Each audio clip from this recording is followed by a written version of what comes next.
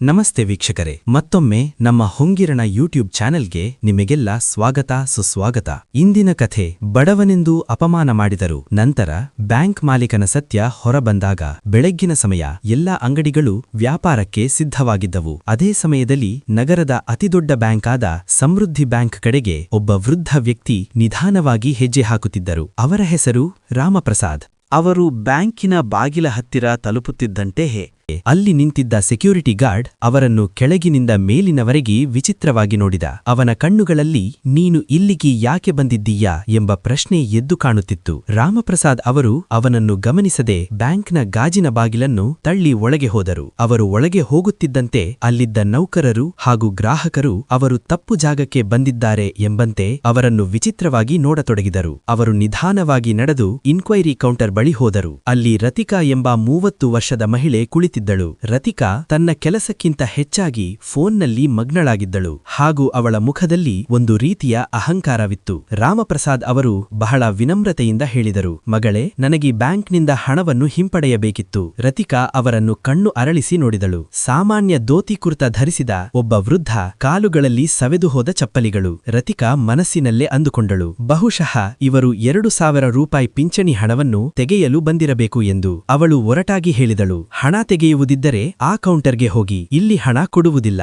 ರಾಮಪ್ರಸಾದ್ ಹೇಳಿದರು, ಮಗಳೇ, ಚೆಕ್ ಮೂಲಕ ಹಣ ತೆಗೆಯಬೇಕು. ರತಿಕಾ ನಕಲಿ ನಗು ನಗುತ್ತಾ ಕೇಳಿದಳು, ಓಹೋ, ಚೆಕ್ ಮೂಲಕ ಎಷ್ಟು ಹಣ ತೆಗೆಯಬೇಕು? 500 ರೂಪಾಯಿ ಅಥವಾ 2000 ರೂಪಾಯೋ? ರಾಮಪ್ರಸಾದ್, ನನಗೆ 1 ಲಕ್ಷ ರೂಪಾಯಿ ನಗದು ಬೇಕು ಎಂದು ಉತ್ತರಿಸಿದರು. ಇದನ್ನು ಕೇಳುತ್ತಿದ್ದಂತೆ ರತಿಕಾ ಜೋರಾಗಿ ನಗಲು ಪ್ರಾರಂಭಿಸಿದಳು. ಅವಳ ನಗು ಎಷ್ಟು ಜೋರಾಗಿತ್ತೆಂದರೆ ಅಕ್ಕಪಕ್ಕದ ಗ್ರಾಹಕರು ಕೂಡ ತಿರುಗಿ ನೋಡತೊಡಗಿದರು. ಅವಳು ಹೇಳಿದಳು, ಏನು, 1 ಲಕ್ಷ ರೂಪಾಯಿನ? ಅರೇ ತಾತ, ಬೆಳಗ್ಗೆ ತಮಾಷೆ ಮಾಡಲು ಬಂದಿದ್ದೀರಾ? ಕನ್ನಡಿಯಲ್ಲಿ ನಿಮ್ಮ ಮುಖ ನೋಡಿಕೊಂಡಿದ್ದೀರಾ? ಜೀವನದಲ್ಲಿ ಎಂದಾದರೂ ಇಷ್ಟು ಹಣವನ್ನು ಒಟ್ಟಿಗೆ ನೋಡಿದ್ದೀರಾ? ಭಿಕ್ಷುಕನೇ, ಮೊದಲು ಇಲ್ಲಿಂದ ಹೊರನಡಿ. ನನ್ನ ಮತ್ತು ಬ್ಯಾಂಕ್ನ ಸಮಯ ವ್ಯರ್ಥ ಮಾಡಬೇಡ.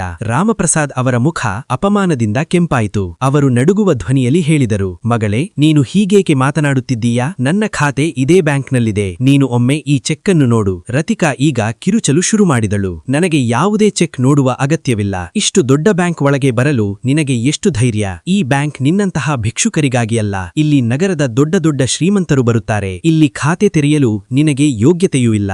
ಯಾವ ಚಪರಾಸಿ ನಿನ್ನ ಖಾತೆ ತೆರೆದನೋ ಗೊತ್ತಿಲ್ಲ. ಇಲ್ಲಿಂದ ಈಗಲೇ ಹೊರಟು ಹೋಗು, ಇಲ್ಲದಿದ್ದರೆ ಗಾರ್ಡ್ ಕೈಯಲ್ಲಿ ನೂಕಿಸಿ ಹೊರಹಾಕಿಸುತ್ತೇನೆ. ರಾಮಪ್ರಸಾದ್ ದಿಕ್ಕೆಟ್ಟು ಹೋದರು. ಈ ಗಲಾಟೆ ಕೇಳಿ ಅಕ್ಕಪಕ್ಕದವರೆಲ್ಲ ಸೇರಿದರು. ಆಗ ಬ್ಯಾಂಕ್ ಮ್ಯಾನೇಜರ್ ಮಿಸ್ಟರ್ ಮಲ್ಹೋತ್ರಾ ತನ್ನ ಕ್ಯಾಬಿನ್ನಿಂದ ಹೊರಬಂದರು. ಮಲ್ಹೋತ್ರಾ ಒಬ್ಬ ದೊಡ್ಡ ಅಹಂಕಾರಿ ಮನುಷ್ಯನಾಗಿದ್ದ. ಅವನು ಕಠೋರ ಧ್ವನಿಯಲ್ಲಿ ಕೇಳಿದ, ರತಿಕಾ, ಇಲ್ಲಿ ಏನು ನಡೆಯುತ್ತಿದೆ? ಯಾರು ಈ ಗಲಾಟೆ ಮಾಡುತ್ತಿರುವುದು? ರತಿಕಾಗೆ ಇನ್ನಷ್ಟು ಧೈರ್ಯ ಬಂತು. ಅವಳು ಹೇಳಿದಳು, ಸರ್, ನೋಡಿ, ಈ ಭಿಕ್ಷುಕ ಬೆಳಗ್ಗೆ ಬಂದಿದ್ದಾನೆ ಮತ್ತು 1 ಲಕ್ಷ ಕ್ಯಾಶ್ ಬೇಕು ಎನ್ನುತ್ತಿದ್ದಾನೆ. ನಾನು ಇವನಿಗೆ ಹೊರಗೆ ಹೋಗಲು ಹೇಳಿದರೂ ಇವನು ಹೋಗುವುದಿಲ್ಲ. ಮಲ್ಹೋತ್ರಾ ಕೋಪದಿಂದ ರಾಮಪ್ರಸಾದ್ ಅವರತ್ತ ಬಂದು ಹೇಳಿದ, ಏ ಮುದಿ ಮನುಷ್ಯನೇ, ನಿನಗೆ ಕೇಳಿಸುತ್ತಿಲ್ಲವೇ? ಅವಳು ಹೊರಗೆ ಹೋಗು ಎನ್ನುತ್ತಿದ್ದಾಳೆಂದ ಮೇಲೆ ಹೋಗಬಾರದೆ? ಇದು ಬ್ಯಾಂಕ್, ಯಾವುದೇ ಧರ್ಮಶಾಲೆಯಲ್ಲ.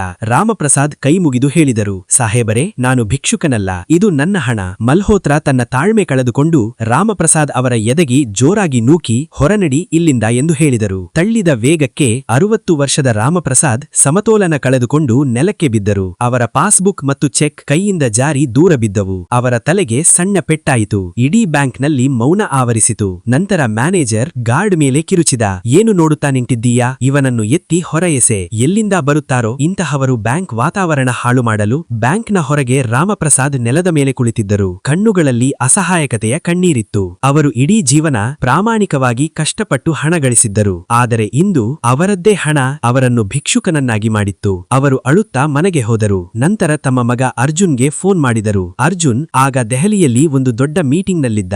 ಆದರೆ ತಂದೆಯ ಅಳುವಿನ ಧ್ವನಿ ಕೇಳಿ ಎಲ್ಲವನ್ನು ಬಿಟ್ಟು ಮರುದಿನವೇ ಮೊದಲ ಫ್ಲೈಟ್ನಲ್ಲಿ ಮನೆಗೆ ಬಂದ. ಮರುದಿನ ಅರ್ಜುನ್ ತನ್ನ ತಂದೆಯನ್ನು ಕರೆದುಕೊಂಡು ಮತ್ತೆ ಅದೇ ಬ್ಯಾಂಕಿಗೆ ಹೋದ. ಅರ್ಜುನ್ ಕೂಡ ತುಂಬಾ ಸಾಮಾನ್ಯವಾದ ಬಟ್ಟೆಗಳನ್ನು ಧರಿಸಿದ್ದ. ಬ್ಯಾಂಕ್ನಲ್ಲಿ ಮತ್ತೆ ಅದೇ ರೀತಿಯ ಅಪಮಾನ ಎದುರಾಯಿತು. ರತಿಕಾ ಮತ್ತೆ ಅವರಿಗೆ ತಮಾಷೆ ಮಾಡಿದಳು ಹಾಗೂ ಚೆಕ್ ಅನ್ನು ಕಸದಂತೆ ಎಸೆದಳು. ಅರ್ಜುನ್ ಶಾಂತವಾಗಿ ತಾನು ಮ್ಯಾನೇಜರ್ನ ಭೇಟಿ ಮಾಡಬೇಕೆಂದು ಹೇಳಿದ. ಮ್ಯಾನೇಜರ್ ಮಲ್ಹೋತ್ರಾ ಕೂಡ ಅವರನ್ನು ಗಂಟೆಗಳ ಕಾಲ ಕಾಯಿಸಿದ ನಂತರ ತನ್ನ ಕ್ಯಾಬಿನ್ಗೆ ಕರೆಸಿ ಅಪಮಾನಿಸಿದ. ಆಗ ಅರ್ಜುನ್ ತನ್ನ ಅಸಲಿ ರೂಪ ತೋರಿಸಿದ.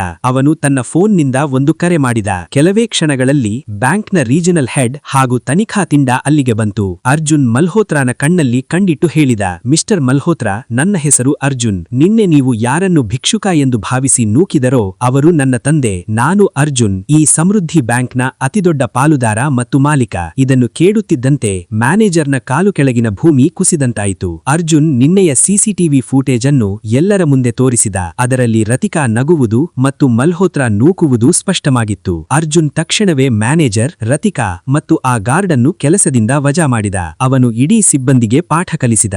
ಮನುಷ್ಯನ ಬೆಲೆ ಅವನು ಧರಿಸುವ ಬಟ್ಟೆಯ ಮೇಲಲ್ಲ, ಅವನ ಗುಣದ ಮೇಲಿರುತ್ತದೆ. ಕೊನೆಯಲ್ಲಿ ರಾಮಪ್ರಸಾದ್ ಹೇಳಿದರು, ಮಗನೇ, ನಾವು ಈ ಬ್ಯಾಂಕ್ ಅನ್ನು ಜನರಿಗೆ ಸಹಾಯ ಮಾಡಲು ಕಟ್ಟಿದ್ದೆವು, ಅಪಮಾನ ಮಾಡಲಿಕ್ಕಲ್ಲ. ಸಂಪತ್ತು ಇಂದು ಇರುತ್ತದೆ, ನಾಳೆ ಹೋಗುತ್ತದೆ, ಆದರೆ ಮಾನವೀಯತೆ ಎಂದಿಗೂ ಇರಬೇಕು. ತಂದೆ ಮಗ ಹೆಮ್ಮೆಯಿಂದ ಬ್ಯಾಂಕ್ನಿಂದ ಹೊರಬಂದರು. ಇಡೀ ಸಿಬ್ಬಂದಿ ಅವರಿಗೆ ಗೌರವ ಸಲ್ಲಿಸಲು ಎದ್ದು ನಿಂತು ತಲೆಬಾಗಿದರು. ವೀಕ್ಷಕರೇ, ಮಾನವೀಯತೆಯನ್ನು ಸಾರುವ ಈ ಕಥೆ ನಿಮಗೆ ಹೇಗನಿಸಿತು? ನಿಮ್ಮ ಅನಿಸಿಕೆ ಅಭಿಪ್ರಾಯಗಳನ್ನು ಕಮೆಂಟ್ ಮೂಲಕ ತಿಳಿಸಿ. ಈ ಕಥೆ ಇಷ್ಟವಾದರೆ ಲೈಕ್ ಮಾಡಿ, ಶೇರ್ ಮಾಡಿ ಹಾಗೂ ನಮ್ಮ ಹೊಂಗಿರಣ ಚಾನೆಲ್ ಅನ್ನು ಸಬ್ಸ್ಕ್ರೈಬ್ ಮಾಡುವುದನ್ನು ಮರೆಯಬೇಡಿ. ಮುಂದಿನ ಕಥೆಯೊಂದಿಗೆ ಮತ್ತೆ ಭೇಟಿ ಮಾಡೋಣ. ಧನ್ಯವಾದಗಳು.